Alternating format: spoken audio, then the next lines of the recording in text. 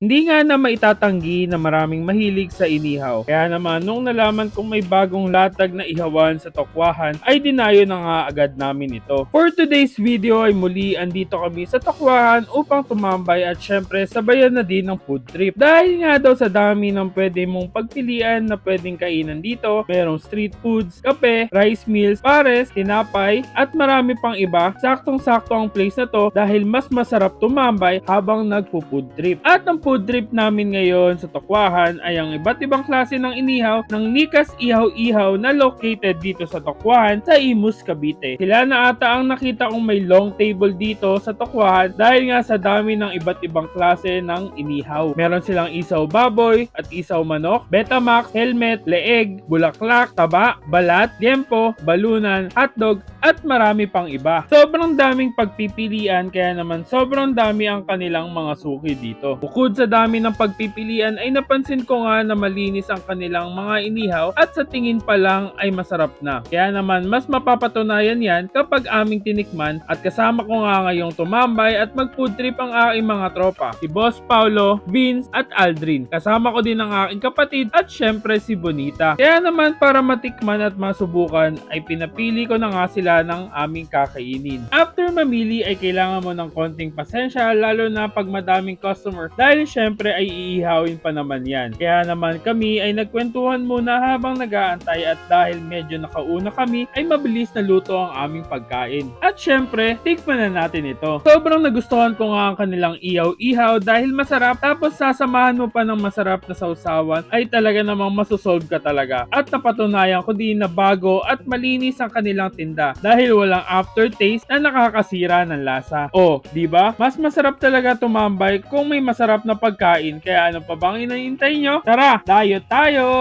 Nakapwesto nga sila sa Tokwahan, Medisyon, Imus, Cavite at open sila araw-araw from 6 PM onward. Kaya kahit anong araw mong gustong tumambay ay may maabutan kang masarap na food trip. O, dito muna tatapusin ang aking vlog sa Nikas Ihaw-Ihaw at syempre, kita-kit sa susunod namin na dadayuhin kung saan may masarap, mura at kakaibang kainan.